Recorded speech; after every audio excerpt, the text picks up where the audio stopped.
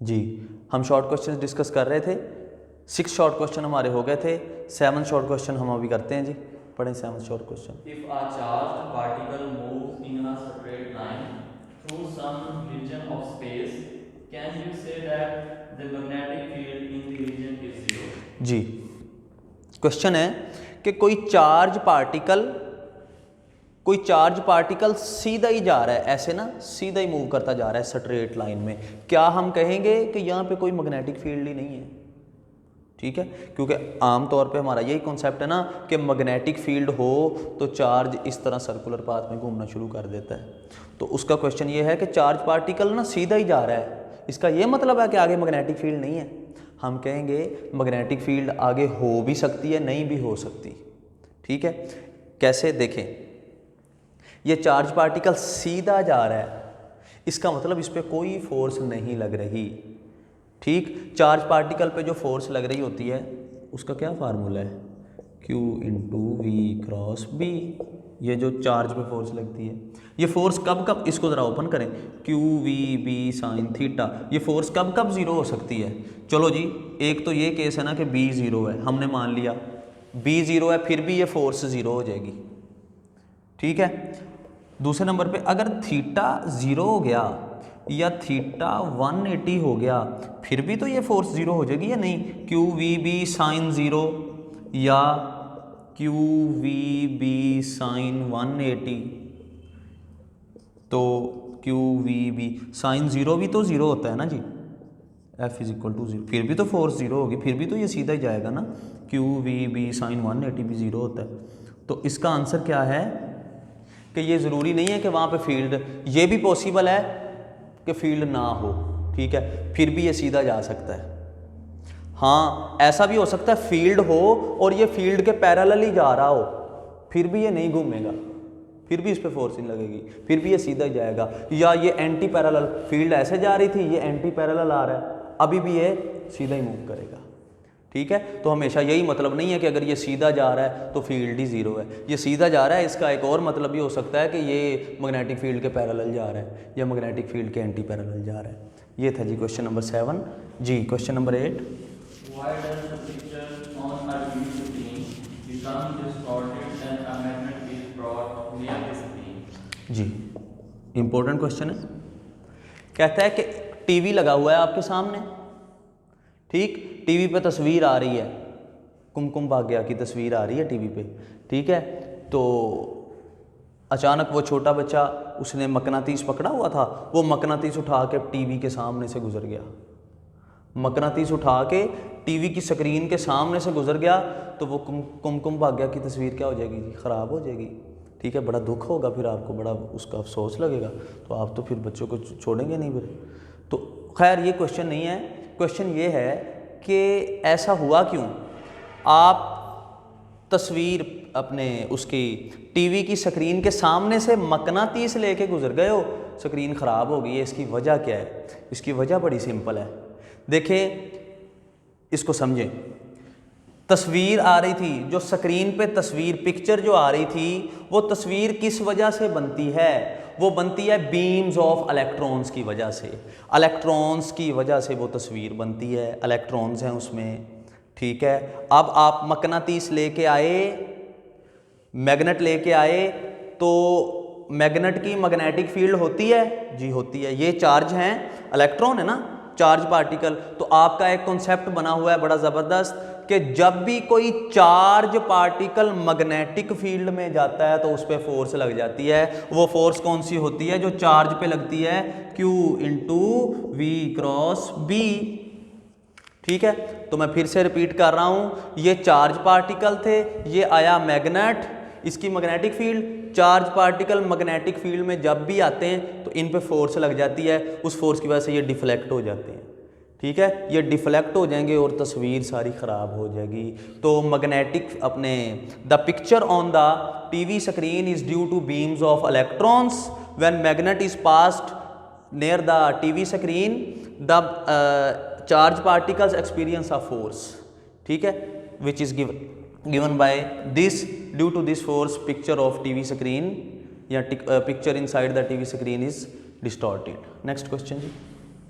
Is it possible to orient a current loop in a uniform magnetic field such that the loop will not tend to rotate? जी, question है क्या ऐसा possible है? हाँ बताएं, possible है ऐसा? तो सर पूछें तो सही कैसा।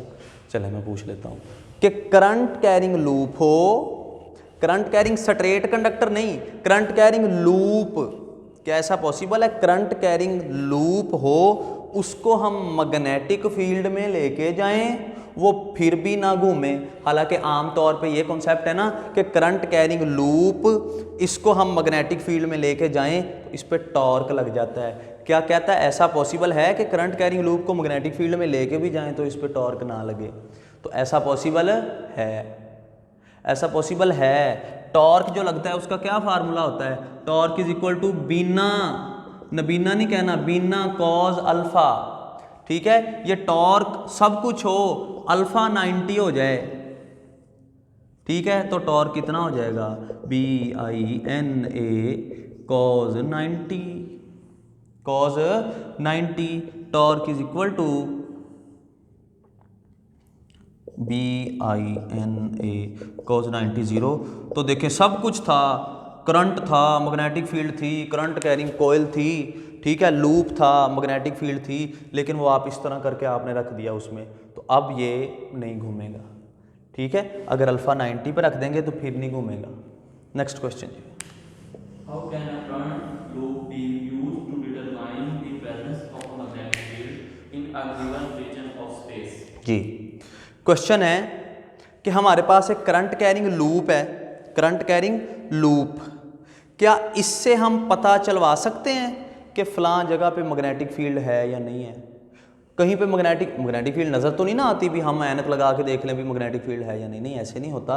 मैग्नेटिक फील्ड है या नहीं, हमारे पास एक करंट कैरिंग लूप है, क्या इससे पता चलवा लेंगे? तो आंसर है इससे पता चल सकता है। कैसे? करंट कैरिंग लूप है, हम उसको वहाँ पे लेके जाते हैं, अगर तो इस पर टॉर्क लग गया इसका मतलब यहाँ पे मैग्नेटिक फील्ड है, अगर नहीं लगा तो नहीं है। हाँ, बस एक चीज़ का ख्याल रखना है कि अल्फ़ा 90 ना हो। अल्फ़ा 90 नहीं होगा ना तो फिर आप करंट कैरिंग कंडक्टर को, करंट कैरिंग लूप को मैग्नेटिक फील्ड में लेके जाएंगे तो इस पर टॉर्क लग जाएगा, वो टॉर्क होगा बीना cos alpha. Next, How can you use a magnetic field to separate isotopes of chemical elements? ये भी इंपॉर्टेंट है। कहता है कि मैग्नेटिक फील्ड से हम किसी एलिमेंट के आइसोटॉप्स को सेपरेट कर सकते हैं। जी, हम कर सकते हैं। आइसोटॉप का पहले पता होना चाहिए। आइसोटॉप ना किसी एलिमेंट के, जैसे हाइड्रोजन है ना, हाइड्रोजन एक ही एलिमेंट है, इसके 3 आइसोटॉप होते हैं। ठीक है, 1 1 1 1 2 3, प्रोटियम, ड्यूट्रियम, ट्रीटियम। इनके मैसेज डिफरेंट होते हैं। आइसोटॉप्स के मैसेज डिफरेंट होते हैं, इसका 1 है, इसका 2 है, इसका 3 है। मैग्नेटिक फील्ड से हमने इनको सेपरेट करना है। हमने ये तीनों ही फेंक दिए, ये तीनों उठा के हमने मैग्नेटिक फील्ड में फेंक दिए। मैग्नेटिक फील्ड इनको सेपरेट कर देगी। जी, मैग्नेटिक फील्ड इनको सेपरेट कर देगी। ये मैस स्पेक्ट्रोग्राफ, मैस स्पेक्ट्रोमीट्री एक टेक्निक है, उसमें ये काम किया जाता है। ठीक है, पॉजिटिव आयंस को हम इसमें थ्रो करते हैं। खैर इतनी डिटेल में नहीं, मैं वैसे ही आपको बता रहा हूँ कि जब भी ये कोई भी चार्ज पार्टिकल मैग्नेटिक फील्ड में जाता है उस पर फोर्स लग जाती है ना, उस फोर्स का क्या फार्मूला होता है? F is equal to QVB sine theta. हम परपेंडिकुलरली फेंकते हैं, साइन 90 हो जाता है, साइन 91, Q की जगह पे EVB, इसे कहते हैं इक्वेशन नंबर 1। और ये जैसे इसके अंदर आते हैं तो ये इन पर सेंट्रीपिटल फोर्स लगती है, mv²/r, इक्वेशन नंबर 2। इन दोनों इक्वेशंस को कंपेयर कर लें, EVB is equal to mv²/r, v से v कैंसल, ये r इधर, EB, r इधर आके मल्टीप्लाई mv। इससे क्या पता चल रहा है? रेडियस और मैस डायरेक्टली प्रोपोर्शनल। जी, इसका क्या मतलब है? तीनों का मैस डिफरेंट है ना, जिसका जितना ज़्यादा मैस होगा उतना ज़्यादा रेडियस होगा। ठीक है, मैं एक कागज़ को फेंकता हूँ, उसका मैस कम है, वो इधर ही गिर जाएगा ऐसे।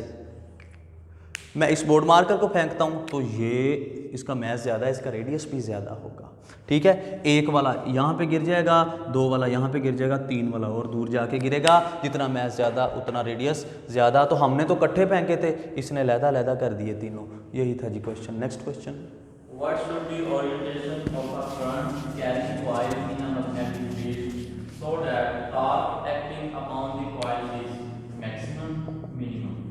जी कहता है कि करंट कैरिंग कॉइल को मैग्नेटिक फील्ड में लेके जाना है। बताएं क्या लगेगा इस पे, फोर्स लगेगी या टॉर्क?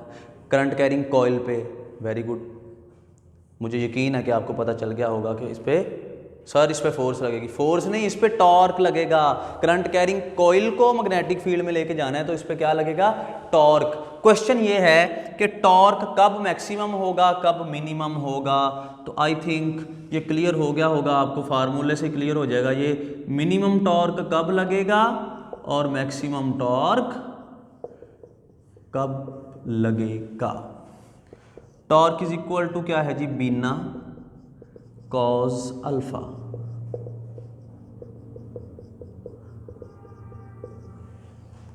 ओके जी, अगर हम इसको परपेंडिकुलर रख देंगे, ठीक है, ये मैग्नेटिक फील्ड है और हमने इसको एज ए परपेंडिकुलर रख दिया तो अल्फा 90, पीछे भी हम डिस्कस कर चुके, कॉस 90, कॉस 90 कितना होता है जी, कॉस 90 होता है 0, तो टॉर्क विल बी 0। और अगर हम इसको पैरेलल रखेंगे तो BINA कॉस 0, कॉस 0 कितना 1, तो टॉर्क विल बी मैक्सिमम।